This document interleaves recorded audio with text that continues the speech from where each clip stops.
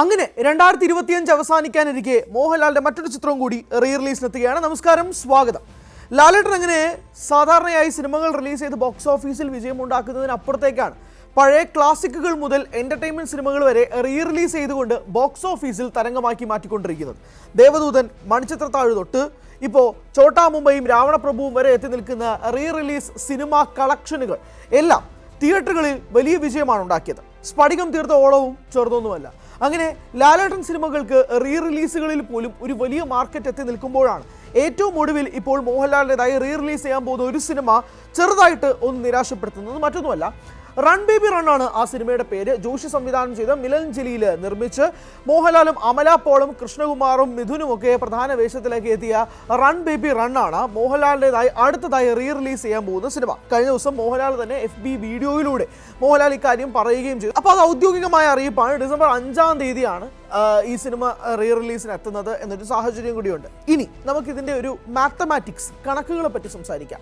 മോഹൻലാൽ സിനിമകളുടെ റിലീസുകൾക്ക് എന്തുകൊണ്ടാണ് ഇത്രയധികം ആഘോഷമാക്കുന്നത്? അത് ലാലേട്ടനെ തിയേറ്ററിൽ പോയി കാണാൻ വേണ്ടിയിട്ട് മാത്രമല്ല, ആ സിനിമകൾക്കെല്ലാം ഒരു റിലീസ് സ്വഭാവമുണ്ട്. എന്താണ് ആ സ്വഭാവം? വീണ്ടും വീണ്ടും കാണാൻ കൊതിപ്പിക്കുന്ന ഒരുപാട് മൊമെന്റ്സ് ഉള്ള തിയേറ്ററുകളിൽ ആഘോഷമാക്കാൻ കഴിയുന്ന സിനിമകളൊക്കെ തന്നെയാണ് അത്. ഇപ്പോൾ ദേവദൂതൻ പോലൊരു സിനിമയും മണിച്ചിത്രത്താഴ് പോലുള്ള സിനിമകളും ഒക്കെ ക്ലാസിക് ഐറ്റങ്ങളായിട്ട് ജനങ്ങൾ വിലയിരുത്തുന്നത് കൊണ്ട് തന്നെ ആ സിനിമകൾ വീണ്ടും തിയേറ്ററിൽ പോയി കാണാനും അത് എക്സ്പീരിയൻസ് ചെയ്യാനുമുള്ള ആഗ്രഹം അത്രമാത്രം പ്രേക്ഷകർക്കിടയിലുണ്ട്.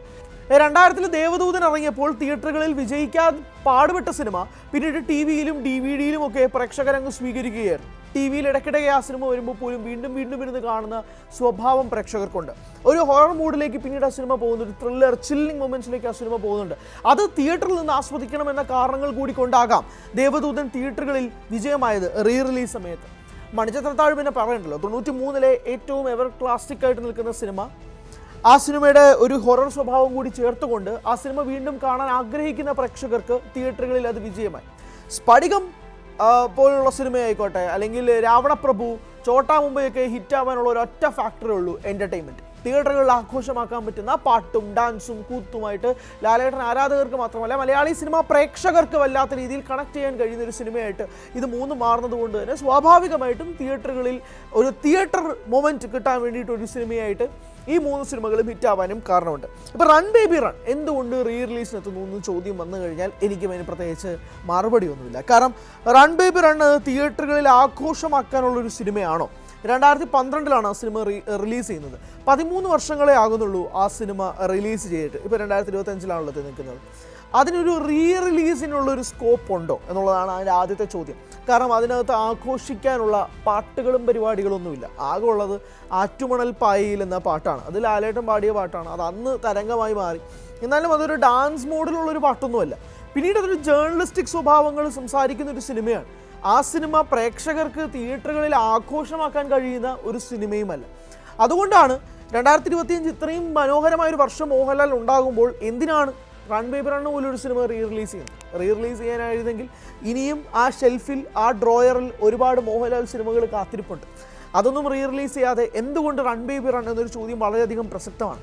ഒരുപക്ഷെ മോഹൻലാൽ ആരാധകർ കുറച്ചെങ്കിലും നിരാശരാണ് ഈ അനൗൺസ്മെൻറ്റിൽ എന്ന് വേണം തന്നെ പറയാം. കാരണം സോഷ്യൽ മീഡിയയിൽ അതിന് പിന്നാലെ, പ്രത്യേകിച്ച് മോഹൻലാലിൻ്റെ ഈ പോസ്റ്റിന് താഴെയൊക്കെ പല ആരാധകരും അവരുടെ നിരാശ പ്രകടിപ്പിച്ചിട്ടുണ്ട്. എന്തിനാണ് ഈ സിനിമ റിലീസ് ചെയ്യുന്നത്? ഇതിലെന്താണ് ഇത്ര ആഘോഷമാക്കാനിരിക്കുന്നത്?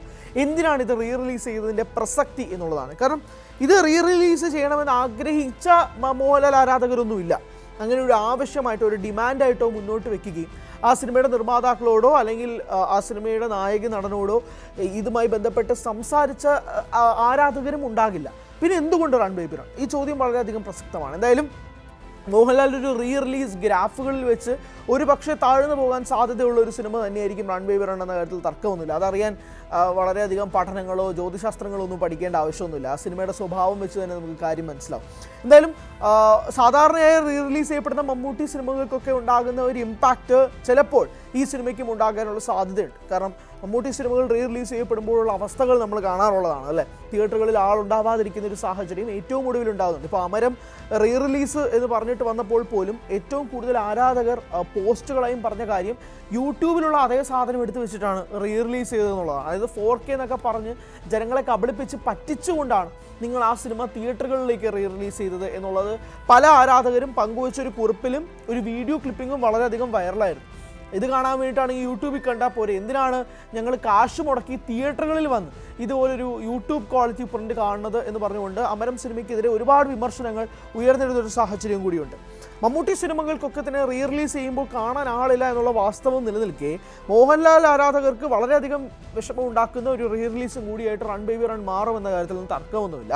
പ്രത്യേകിച്ച് 2025 മോഹൻലാലിൻ്റെ ഒരു വർഷമായി നിൽക്കെ ഇപ്പോൾ തുടരുമും എമ്പുരാനും ചോട്ടാ മുംബൈയും രാവണപ്രഭുവും ഒക്കെ സമ്മാനിച്ചത് ഈ 2025 തന്നെയാണ്. ഇനി വരാൻ പോകുന്ന 2 സിനിമകൾ, ഒന്ന് വൃഷഭ, ഒന്ന് ബബ്ബബ്ബയുമുണ്ട്. ഈ 2 സിനിമകൾക്കും ആരാധകർ അക്ഷമരായി കാത്തിരിക്കുകയാണ്, പ്രത്യേകിച്ച് ബബ്ബബ്ബയ്ക്ക് വേണ്ടി. ബബ്ബബ്ബ ഒരു ദിലീപ് സിനിമയാണെങ്കിൽ പോലും അതിനകത്ത് മോഹൻലാൽ മാജിക് എന്തായിരിക്കുമെന്ന് അറിയാനുള്ള കാത്തിരിപ്പ് മോഹൻലാൽ ആരാധകർക്ക് ഒരുപാടുണ്ട്. വൃഷഭ എങ്ങനെയായി വന്നു തീരുമെന്നുള്ളത് മോഹൻലാൽ ആരാധകർക്കും വളരെയധികം ക്വസ്റ്റ്യൻ മാർക്കിൽ നിൽക്കുന്ന ഒരു കാര്യം കൂടിയാണ്. പക്ഷേ ട്രെയിലർ സീംസ് പ്രോമിസിങ് ആയതുകൊണ്ട് തന്നെ കുറച്ചധികം പ്രതീക്ഷകൾ ആ സിനിമയ്ക്ക് മേലുണ്ട്. അതിനിടയിലാണ് ഇപ്പോൾ റൺ ബേബി റൺ കൂടി വരുന്നത്. എന്താകും വിധി എന്നത് സംബന്ധിച്ച് വലിയ ആശയക്കുഴപ്പങ്ങളോ ചോദ്യങ്ങളോ ഒന്നും നിലനിൽക്കാത്ത പശ്ചാത്തലത്തിലാണ് റൺ ബേബി റൺ വരുന്നത്. കാരണം അതിന് വിധി എന്താകുമെന്നുള്ളത് ഏകദേശ ധാരണ പലർക്കും ഇടയിലേക്കുണ്ട്. അതുകൊണ്ടാണ് ചോദ്യം, വൈ റൺ ബേബി റൺ? എന്തുകൊണ്ട് റൺ ബേബി റൺ ഇപ്പോൾ റീ റിലീസ് ചെയ്യപ്പെടുന്നു? എന്താണ് അതിനുള്ള സാഹചര്യം? എന്തിനാണ് ആ സിനിമ വീണ്ടും കൊണ്ടുവരുന്നത്? പകരം കൊണ്ടുവരാനായിട്ടുള്ള സാധനങ്ങൾ ലാലേട്ടൻ്റെ പക്കലില്ലേ?